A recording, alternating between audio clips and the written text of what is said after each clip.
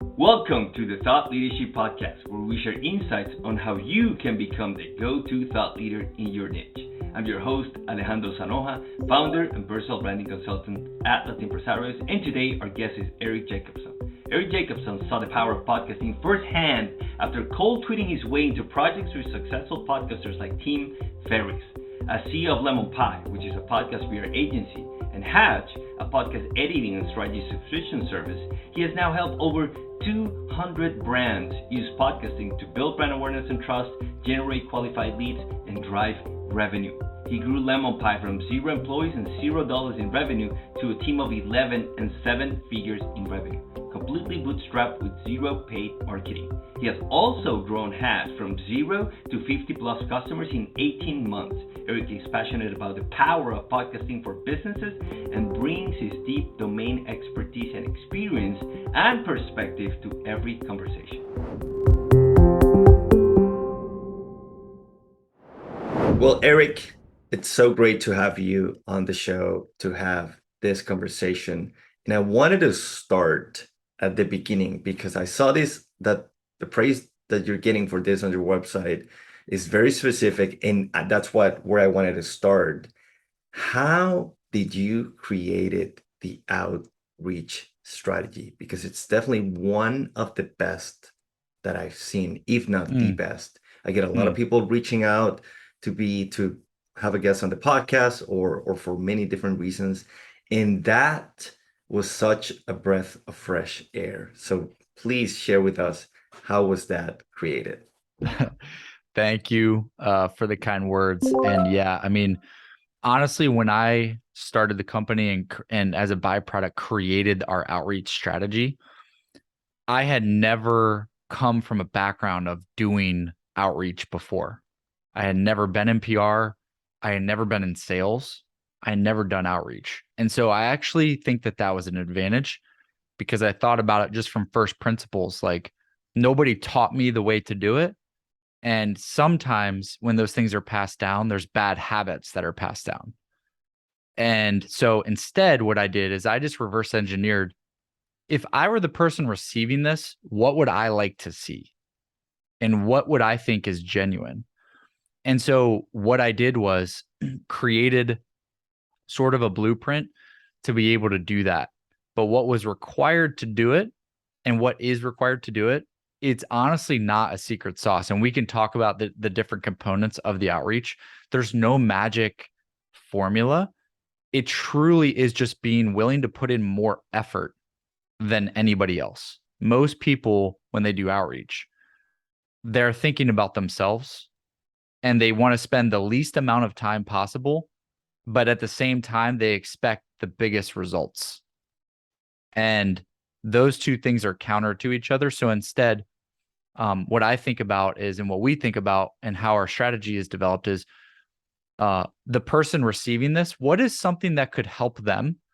Or how could we let them know that we know about them and we like what they're doing? And it's not all about us. How can we make this about them? How can we do something kind for them? How can we do them a favor? How can we give them something before we ask? As well as having good copy in the outreach and making it highly personalized and relevant. It's just a fundamental premise and principle of thinking about the other person more than we think about ourselves. And actually what happens from that is we get what we want at a higher degree than if we did it the way most people do it. So that, I mean, I can go into the actual like X's and O's of what's included in the outreach and all that kind of stuff. But it's really just a fundamental principle of being willing to do more, put in more time, literally more time into every single piece of outreach than anybody else. And that being willing to do that gives us the ability to make it more thoughtful for the person receiving it. Yeah, and it shows. It's incredible how it starts like that. Like you see a lot of it works for someone, they share their methodology, and then it gets just in this place where it's copy and paste. Because I've seen some great outreach, and then you see the copy and paste version And I get it all the time, something like, we can help you with X. And I'm like, don't they realize that we are a marketing agency also? And that's what it's clearly they're a bot or something that's just scraping name of company, name of founder or something. And it's just, I think it's actually worse. It does more damage. I had a great conversation with Jamie Shanks about that on Yes. when it makes sense and when it doesn't. And I broadened my perspective on it, but I still think it does a lot of damage. Um, Now, and this is also related with some other things that I want to talk about, but how much time is enough? Like, and I've gone through iterations of this, preparing, for example, for the podcast. At the Mhm. beginning, I would over prepare and it would be too much. It would take weeks, then they would cancel. Now I think I'm finding a better way of doing it where it's like it's kind of like the Goldilocks way of preparing for a podcast. Do you have some guidelines on how much work or rules of thumb on how much work should you do before Mm. you do outreach, right? Because you do want to make the Mhm. other person feel important. You do want to make sure you do the research, but also you want to be mindful in the way you use your time. So are there any, I know this is it could be many different questions, answers to Yeah. this question, but on Mhm. from your perspective, what are some of the rules that you use to determine what the right time is? So, yeah, this is a great question. And it's actually one that if you think about it the way that we do, it would mean that it requires you to do more research than most, and thus you will have more success than most.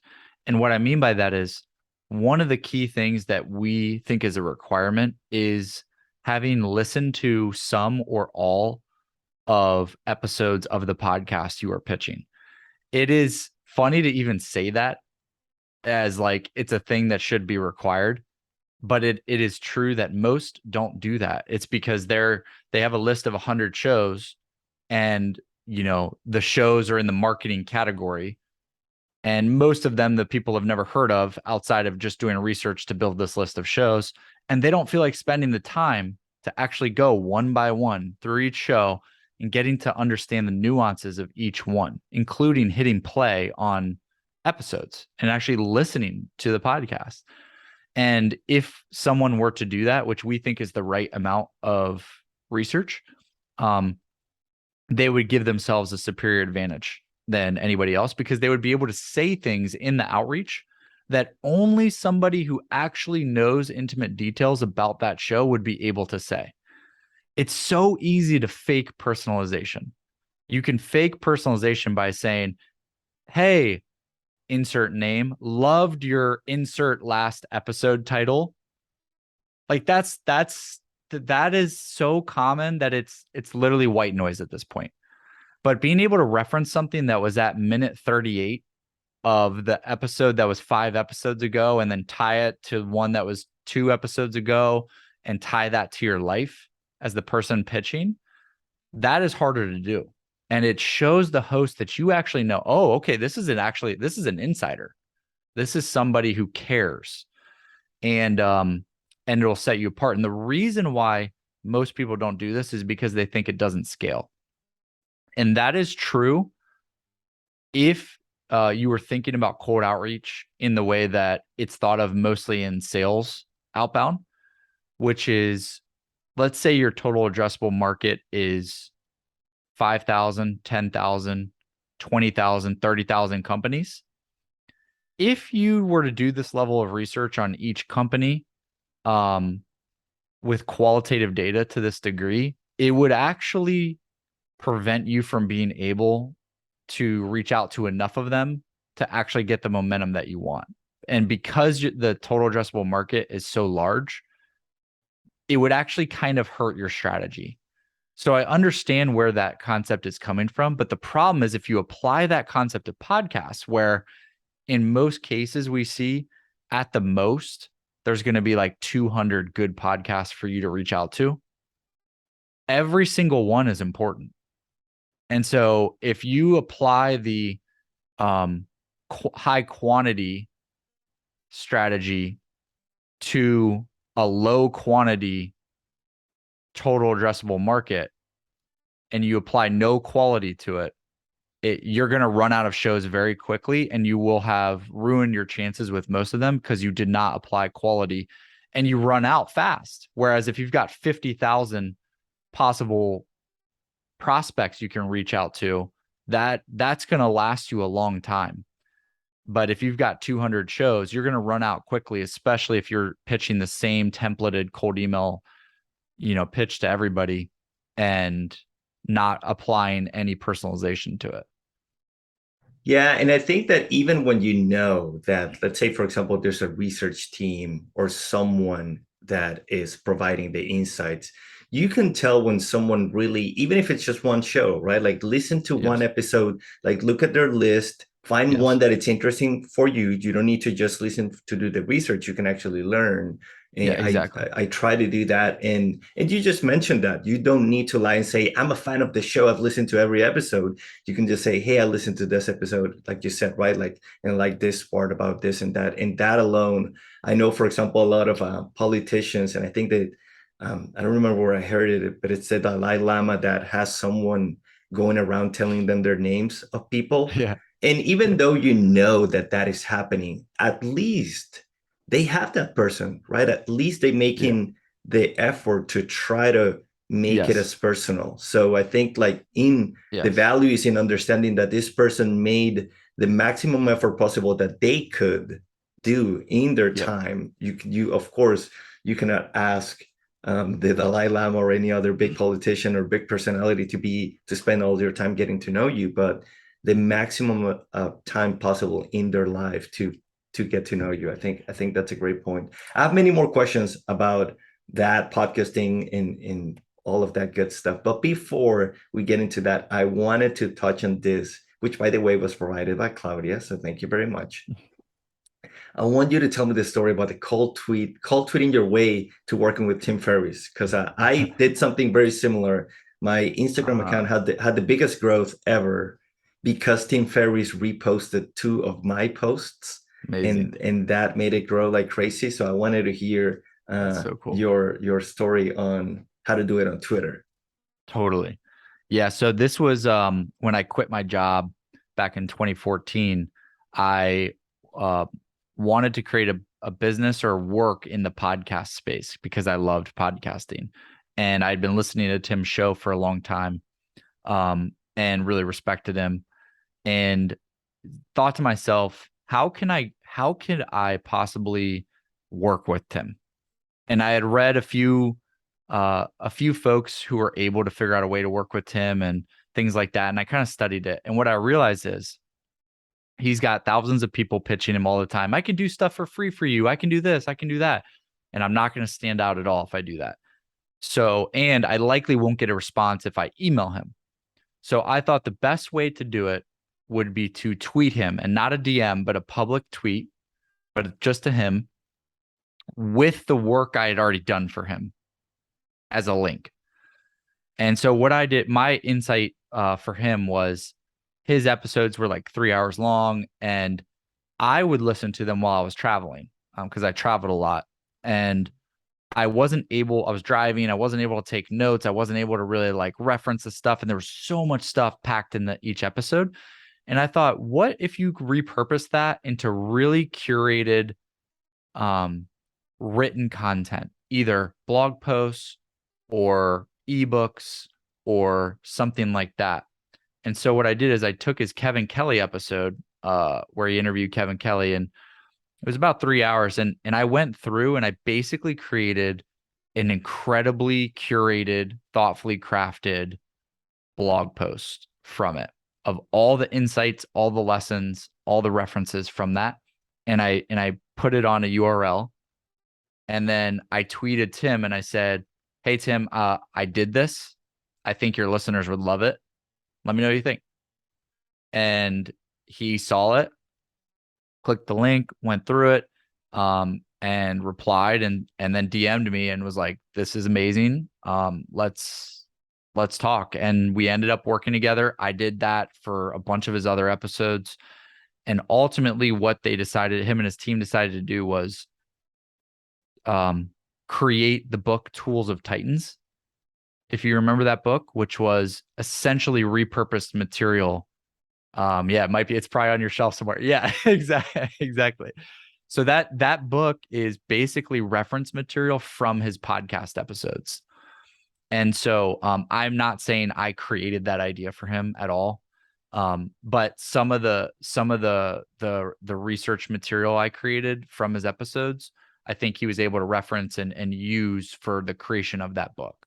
And so I worked on projects basically that repurposed those episodes into written content, and then he used and manipulated to the perfect degree, like how it would fit in with his book. So that was my way of, again, giving, and it always comes back to trying to give before you ask, and being willing to do things that others aren't. That project took me about 15 to 20 hours to do. And I did that and sent it to him, not knowing if he'd even see it or what would happen, but knowing it would give myself the best chance possible if he did see it. Yeah, wow, that's a great story. Mine, it's similar, but it didn't go that far. It was similar because I was reading the books and listening to the episodes, and I was creating clusters of content on Instagram related to his books. So what I thought is, I'm gonna create the cluster and I'm gonna engage with his account. Um, Over certain periods of time when that cluster is the main thing on my account, with a bunch of his photos, right? So he would notice like, hey, who's this person liking all my content? Because if you do that, you're Yep. the only person that shows. So basically trying to time whenever Smart. he is logging in. And then he Yep. saw a couple, and that was just like, it was crazy. I thought like, what's going on with the account? And it was that he reposted a couple of Super those. smart. Yes. But I love yours better, to actually do that. Of course, it takes I think a lot of people don't do it because it's a lot of work. You said, right? Like, hey, Yep. I'm going to put 20 hours of work into this, and I don't know if it's going to work. But Yep. but that makes a lot of sense, and it of course it's aligned with everything we've been talking about. And I wanted to ask you about, because I know you, this is something you talk about on the. Let me make sure I'm making the right. It's the not the hatch. The Lemonpie website, Yep. right? When you talk about, hey, this is what we do, some of the things we do for the people that we help. And part of that is targeting. And I know there's not a lot of data for Mm, podcasts. I don't know if I'm doing it wrong, mm. because the platform that we have only shows you, I think, downloads and where people are listening. Yeah. So I wanted to ask you about, how is it that you are collecting data on to understand who is the audience Yeah. that it's listening to those episodes? Is it that the hosts are collecting data somehow through other platforms and they give it to you? Like, how are you thinking about podcast data? Because I know this is a big thing everyone's talking about, that there's still not a lot of good data within the Yes. podcasting platforms. Great question. And yeah, so the only people who have the most amount of data on each show are the hosts. And even the hosts don't have a lot of great data on their show, as you know, as a podcaster, unfortunately. Like if you go to a YouTuber and you compare, if they publish their podcast on YouTube and they publish it just on audio on Apple and Spotify and things, the amount of data that they get from YouTube versus just audio is incomparable. So I'm hoping someday podcasting does actually provide more of the analytics that would really help the creators. But how we think about targeting is it's actually a little bit more of art and science than hard data from the hosts themselves. The hosts will provide the data on their shows if they are doing it in relationship to a sponsorship or advertising package. But what we do is we do more on the earned media side. So we're presenting possible guests for their show who could teach their listeners something really valuable related to what that show talks about. But since it's earned, we don't want to ask the hosts to have to share all the information about their show when we're the ones requesting the appearance on the show. If it was a paid opportunity, it'd be a little bit different. So how we look at targeting is what we believe the estimated reach is of the show in terms of listenership. And there's an art and science to that. And then there's actually a host of other factors we look at, quantitative and qualitative, but audience fit is the second most important one, which is, are these the right people that you're looking to get in front of? Like, if you're going to go do interviews on a bunch of podcasts, who do you hope those listeners are that either you can attract as possible customers for your business or possible followers of your social accounts or whatever the case may be? Because some people get so hung up on size of podcasts. But if you take a show that has 5,000 listeners per episode and every single one of them is the correct, like the perfect person you want to get in front of, a show that has 10,000 listeners, but it's a little bit more broad and only what you think is maybe about a quarter of them, so 25%, are probably the right type of listener. That show has more listeners overall, but less of the right listener.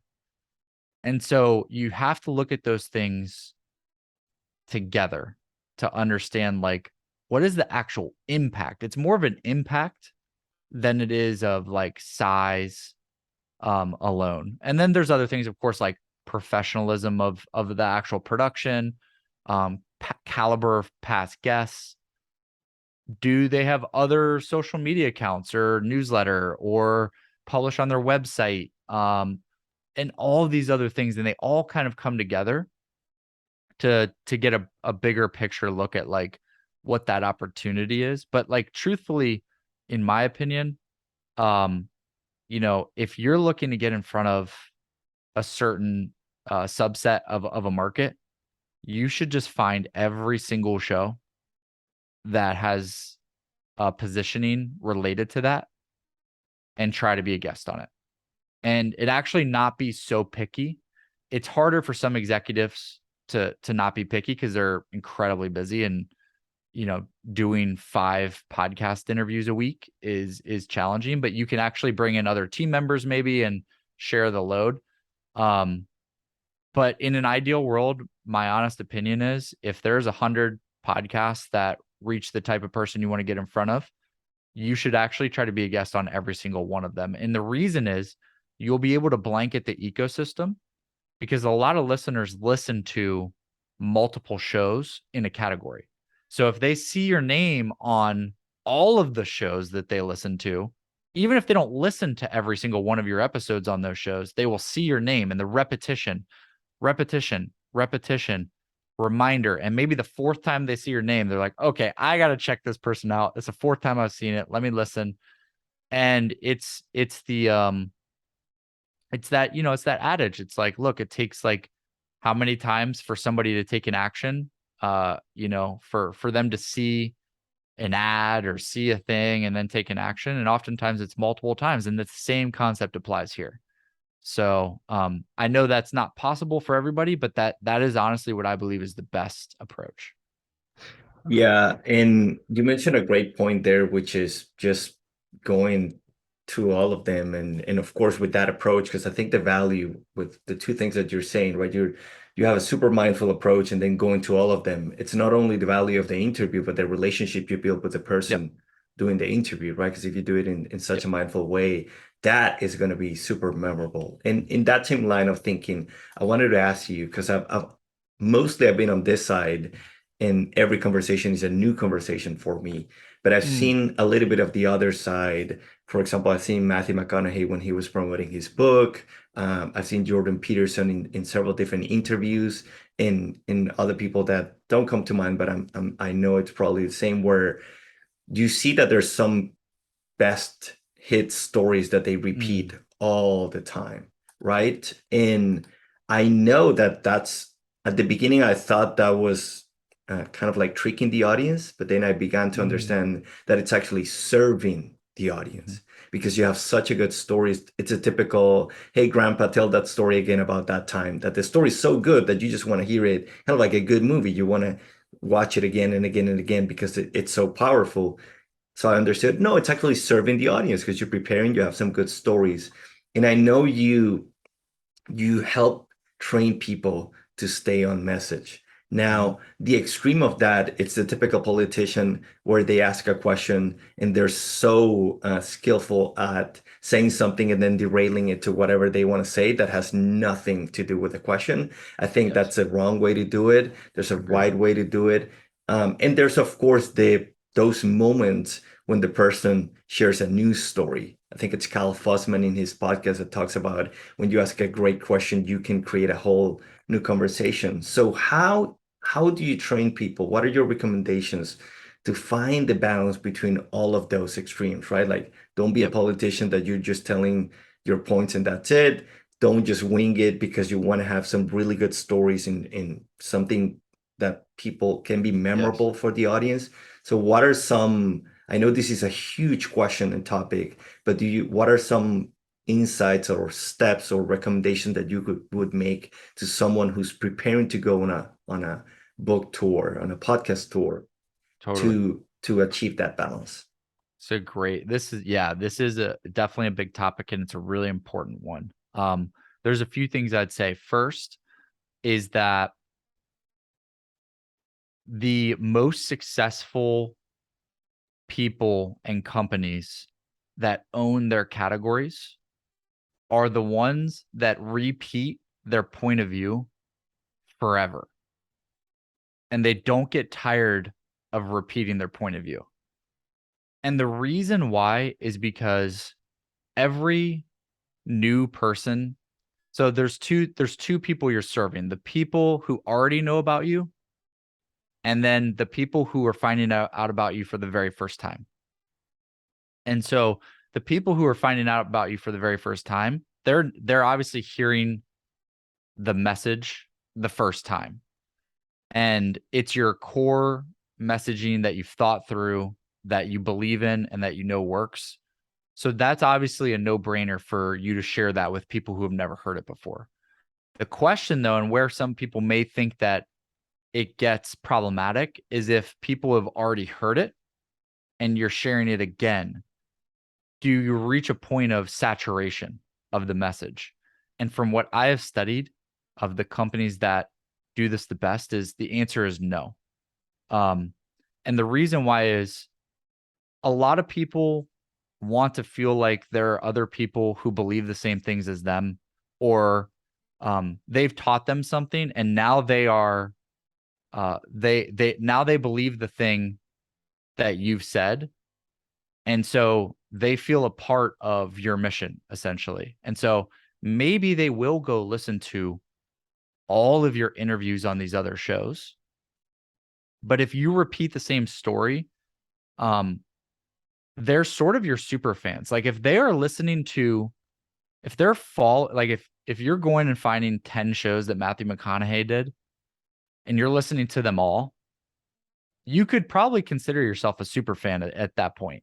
And so you're not going to fault him for saying the same story on a different show, because you likely know that that show doesn't have the exact same audience as these other shows. And so there's a lot of people there listening for the first time, but usually very skillful skillful guests will be able to add a slight nuance to the story that might be a new nugget, but not a new narrative or a completely new answer, but a new nugget that adds to the super fan to be able to connect a few dots that they hadn't heard before. And interestingly, this is one way for podcasts to actually get new listeners, because the super fans who are traveling around and downloading shows that they've never heard of just to listen to an episode of a guest that they like, they know when their favorite person is giving a good interview, or they're learning something. They can't believe the information that they're getting from somebody they've already listened to for 20 hours. And they're like, this is great. And usually that is because the host is doing an incredible job. And so that is actually a way to stand out as a show, is to be able to get the best interviews out of people, especially who have like shared this particular message a lot, and that's obvious, is to find out how you can get the best or a new or unique or differentiated interview out of them. And that actually is a way to acquire new listeners for your show, is because you will stand out. But one of the core ways to come up with like how to determine what your messaging should be is essentially to come up with 5 to 10 stories or themes or messages you would like to convey that will help the listeners, but are on message for what you think will also help you. And then be able to apply them to most any questions that might come up. So it's like a theory of it's called like the theory of 5 interlocking parts, basically. And so almost any question you get, this is what you can do in job interviews, and this is what politicians do. But what you don't want to do is get asked a question. Politicians do it in a very like egregious way sometimes. Like they'll get asked a very specific question and they will completely redirect to a totally different thing. I'm not advising that, but I am advising sometimes the hosts don't know what is the right question to ask you to get the best answer that will help the listener. So you're basically helping the host get the best answer for their listeners by being able to apply the 5 to 10 core themes you think are important to most of the questions that you will be asked. So yeah, that's a few thoughts on that. So Erik, you were mentioning that how to achieve that great balance, and what it made me think is that so you have the 5 kind of like the 5 points ideas that you want to communicate. I totally agree that you have to repeat them probably 1,000 times before you and your team start to get it, and then after 1,000 times, maybe the general audience will start to get it. So, what are some ways in which you would recommend someone to, if they need to venture out of those topics, if the opportunity presents itself, right? Like the way I think about is, as you were saying it came to mind, oh, maybe it's like a song list. Like you have a concert, you have your best hits, and every once in a while you try something new, or kind of like a comedian when they try new jokes. Maybe you're not going to do it in your biggest interview ever, but you might try it here and there in a smaller podcast. Let me try this out and see how it goes. So how would you advise, okay, you have your 5 points, you've been doing a lot of interviews and it's going great. How would you advise someone to start maybe testing new material for their podcast interviews? So there's kind of 2 parts here. One is the crafting of the ideas, and then the second is when to actually use them and when to try them. So the crafting of the ideas can happen 2 different ways: proactively or reactively. Proactively meaning like you actually literally sit down either by yourself or with a team member and try to come up with ideas to teach or talk about, or things you think would land really well or get notoriety. The other way is when you're doing interviews or things like that, and you're saying maybe messages you've said a lot, but the host says something, or while you're saying it, you think of another way to say it, or you think of something new to layer onto it. It's very interesting how when you're actually doing these types of things, while you're doing them, you can come up with new things in real time. And maybe you don't try it right then when you are doing it in real time, but you actually like note it later that you had the thought. So the inspiration can actually be driven by doing it for the new creative, if you will. But some of the prompts I would recommend, and one of the biggest ones is contrarian. So being contrarian is typically one of the most effective ways to be compelling and not controversial, like in the sense that you might get in hot water. I mean, some people like to dabble in that level of controversy, and that's fine. I wouldn't recommend most people to do it, to be honest with you, especially if you're doing this for business purposes. But contrarian is actually more about having a differentiated point of view where the entire industry thinks one thing, and that's what is led to be believed as common and obvious, but you actually think the opposite. And you can articulate why you believe that, and you can articulate why everyone else is wrong. So actually using that as a prompt, for example, to come up with other interesting things you want to try and test as ideas or concepts that could be engaging, that is a really powerful exercise to do. And you don't want to fake it. Like, it comes across pretty clearly, like if you're saying something just for the effect. Like if you actually can't support it, that will be proven very quickly. But when it's genuine, it actually is really, really effective. And then the other one is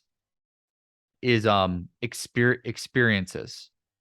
So experiences are tied to expertise, because the more experience you have with something, the more expertise you have with it as well. And so if you're able to think about experiences you've had that you can tie to expertise, those can be small experiences that lead to big insights, or big experiences that lead to small insight. Like, it could be any combination thereof.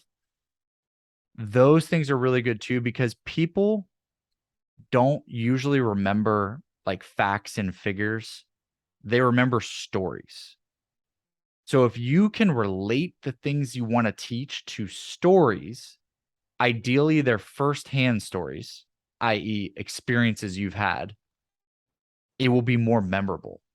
Because, like, after an hour long, you and I are, say we talk for an hour, it's a lot of information, especially if it's like tactical, it can be hard to remember.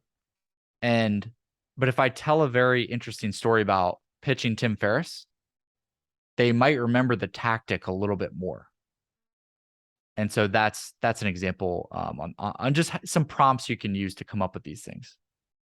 Yeah, no, those are great. And I want to go deeper into that contrarian approach because I totally believe in it. But sometimes I find difficulty because I see both ends. Like, to give you an example, Ramit Sethi says that thinking about saving your money and not buying coffees doesn't make sense. It's the stupidest thing you can do. And then you have other people who say, hey, be mindful of, be frugal and don't spend money on things you don't need. And I totally believe in both. Both are both extremes. And I'm like, I totally see both. So sometimes it happens that in our case, for example, we are our enemy is outbound, we're purely inbound. But behind the scenes, I'm like, I totally understand that everything works. So how would you advise someone when they're crafting that point? Do you, again, because you want to serve the audience, do you put on that story that the enemy is not good, whatever the enemy is, of your contrarian point of view? Hey, they're not good, that doesn't work. And although behind the scenes, I believe it works and I understand that everybody can create whatever experience they want in the world, I am doing it to serve my audience, right? Like, so that point sticks. So that story, so the people that truly believe this come with me, and I can help them achieve what they want to achieve. How do you advise people to work around that topic? It's a good question. And it comes down to a couple things. One, I think it first comes down to intent, because this can be seen as a little bit manipulative if it's used incorrectly. So if your intent is a little bit more on the manipulation side, and you're actually like not being genuine to what you actually believe, and those things are the things you're saying versus what you believe are wildly off, and you're a person who doesn't want to present yourself externally a different way, like that kind of eats you up a little bit. then that's me. I mean, I don't want to have a malicious intent in terms of like being willing to do things that don't match with who I believe I am in order to be successful. So that would be first, is like, if your intent is to trick, then you're probably on a slippery slope. But there are people out there who that's not a problem for them, and whatever, to each their own. But if your intent is to be genuine, I still think that there's a way to be contrarian, without being so polarizing that it feels inauthentic to yourself. But the truth is, like, in order to get the attention for the thing that you believe in, sometimes you do have to pick the enemy and paint the difference. Even if you believe some of the things that the enemy does can work, maybe you believe it won't work forever, or it won't work to the degree you believe your thing to work. And so as a result, you might make a few generalizations, but it's not, it's maybe 5%, 10%, not 100% different than how you actually feel from what you're saying. So I really think it just comes down to intent. And and the audience won't receive what you're saying as powerfully if you don't say it in ways that stand out. So if you say outbound's effective and inbound's effective, it really just depends on, your situation. It's really just going to go in one ear and out the other for a lot of folks. And so you're just, it's a tough line, but you are balancing a line of trying to stand out so that your point of view can be heard and acted on because you do believe in it. And being able to do that in a way that also doesn't manipulate people into thinking something that you actually don't believe. Yeah, I think that's a great point, because a lot of people confuse influence with manipulation. And I don't remember where I read the definition, but it's the one that I use. And I ask myself the question, are you trying to shape behavior to help the other person and also help yourself? Or, because that's influence, and if you're shaping the behavior to only help yourself and hurt them, then that's clear manipulation. So yeah, that's a great point. In the same lines, another important point that I read on the website is that you help people create value from the podcast. And I read the Rand Fishkin quote that people search for his company, even though he doesn't talk about the company after the interviews. So I wanted to ask you about, and I think you've answered the question with the other points, but I still wanted to ask it. How do you create that balance between just pitch slapping your products and your services and your company, and the extreme of not pitching it at all, thinking like, oh, they should just be interested in search for it, right? Like, how do you find that balance?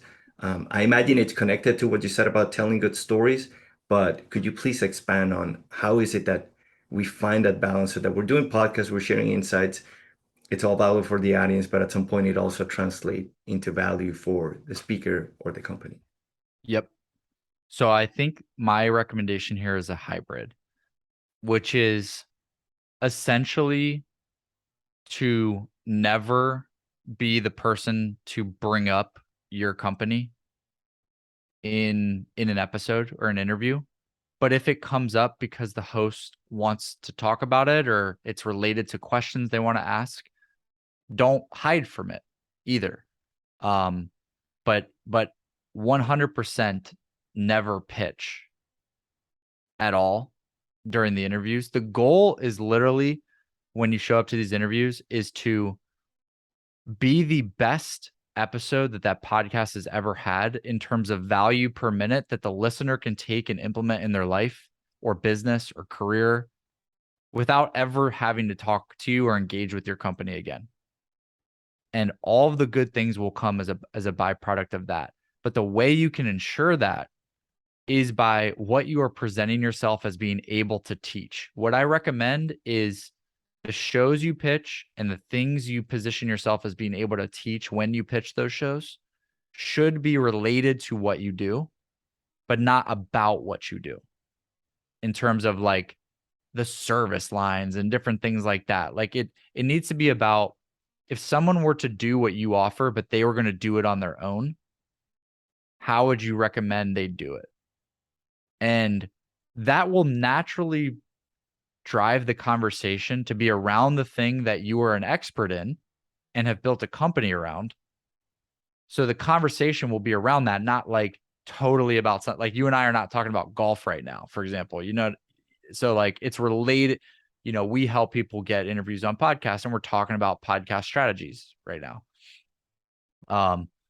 And so if you target the right shows and you position yourself as being able to talk about things related to what you do, and then you agree to yourself that you will never pitch what you do unless it's brought up by the host first, I think you will succeed in getting the being one of the most interesting, helpful, compelling guests that one of those listeners has ever heard, and sort of encourages them to want to act. And the things they heard you talk about are things that you could help them with, but you didn't try to solicit them to do it, which is it's obvious, and it makes it feel like the intent was actually not to help them, it was to sell them. Yeah, I think that line that you said, that think about how you would teach someone to do exactly what you do, because then if they have more questions, they would come to you. I think that's a great mindset. Erik, I have a ton of more questions about the podcast, but I do not want to be at the end of the episode without asking these other questions. So let me ask this one, and we'll see if we have time for the others. But from controller to podcast consultant, how did that happen? So yeah, I was out of college. I got a job at the Treasury Department, and I was in the finance and banking world, traveling around, going to different banks, and I hated it. And I'd always wanted to be an entrepreneur, but I had no idea how to do it. I went to business school, really didn't learn much about how to start a business, which is just kind of funny to me. But what I did, but because I didn't like my job and I traveled a lot, I started listening to podcasts. And I never known about podcasts. This was in like 2012, 2011. But one of my professors in college, I remember her saying, hey, she put this thing around her neck when she was doing her lecture. And she said, I'm recording this as a podcast and I'll put it on Blackboard so you all can access the audio later. And I remember she said that, and I didn't know what it meant or anything like that. But then I went to hit play and I could hear it. And then when a year or so later, when I was at the job, I remembered her saying that. And I was like, I think I've seen like Apple Podcasts somewhere. Let me go to that. And I typed in startups in there, and I found This Week in Startups with Jason Calacanis. I found Andrew Warner's Mixergy, and just those two. And I started listening. I hit play on a couple of those. I couldn't believe they were free. And my mind was blown that these CEOs and these founders, like all the stuff they were talking about and sharing. And for the next 3 years while I was working that job, I just devoured like thousands of episodes of these podcasts. And I became obsessed with podcasting even more. And I learned a lot about business. And I decided to marry those two things, and create a business in podcasting. And I got lucky that I decided to do that when it was still fairly early for podcasting, but not so early that what I was doing wouldn't work. If I had tried to do podcast stuff in 2009, 2008, like it would have just been too early. The adoption wasn't there yet. But 2012, 2014, 2015. Like that's right when Serial came out. That's, there was a lot of people still, like nobody I talked to in my real life really knew what was going on with podcasts, but it was starting to get that adoption. And that's really, I mean, it was just out of me needing something to have a passion while I was working a job I didn't like, and becoming obsessed with podcasts during that time. Yeah, and that's a great point that because a lot of people think it's already late, and I don't remember exactly where I either I read it, I listened it to. Maybe I should get a consultant to help me with my talking points and the ideas that I want to share to nail them. But it was something like people think it's late because they think about the Joe Rogan show, Tim Ferriss show, and now it's famous. And it's like, no, it's famous to you because you listen to a lot of them. But actually, I don't remember to which media it was compared. It was something compared to either the radio compared to TV, and then podcasting compared to YouTube or something like that. And he was nowhere near No. close to, like, there's so much opportunity, and in especially for, I know you also talk about the flywheel, but all the value that can be created, even if no Yes. one listens to your podcast, just the value of having a conversation with someone, Yes. because it would be, we would have never been having this conversation if I did not have this podcast, probably. Because just like trying to 100%. reach out, like, why am I going to talk with this person? But just that's like just one Yes. little tiny value, then the content and everything else. So absolutely, Yeah. tons of value. You were very, very, very early in the curve. Now, I also want to ask you, Erik, this I'm just curious about it because we've been thinking also about how to do maybe something similar. And I noticed that you have two companies that do something very similar. One, you help people get on podcasts as a guest and everything related to that. And the other one, you help people with their podcast production. I noticed also that the second one came later, so I can understand, okay, probably he saw a need and he started kind of like creating this. But why two companies? Because everything out there, I know you probably read Category Pirates because of the superfan word, but on one hand, you would say, no, have it all under one website because it takes so long to build page authority. And if you're writing content for those concepts that are so closely related, just write it on one website, right? Like building a brand, it's so complicated. Just do it under one brand and that's it. Then on the other hand, hey, no, be super niche specific, one offering. I love the Hatch website, both, but Thank you. specifically the Hatch is just 3 pages. Boom, boom, boom. Here it is. No fluff. So how was the thinking process and the strategy process that led to this decision of, hey, let's have two companies instead of one? Yeah, it could be genius or it could be totally wrong, to do it that way. But how we came to that is originally we did offer full service production at Lemonpie as well. And so we actually originally did it under one brand. And what we saw was we wanted to move away from full service production and have more of a productized service model of production at a lower price point.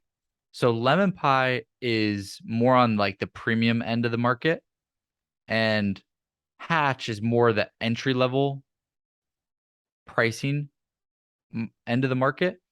And so what I realized is if those two things next to each other in terms of price anchoring and things like that, they're not the same service, but having one be, one of the most affordable services in the world for this line of work in Hatch, which is under $1,000 a month, and then next to it being more of a premium offer at Lemonpie, where it's 7, 8, 10x higher than that. It would they would water each other down a little bit, and the context between them I don't think would be obvious to most of the buyers, even though we're selling to the same market. They just have two different positionings and value props to where we decided to actually separate them. And they don't have any crossover in terms of execution either. If they both were crossover where like team members were working on production and our podcast tour line of business at Lemonpie, then it would have been a no-brainer to keep it under one roof. But it's actually two entirely different teams, and they both work independent of each other.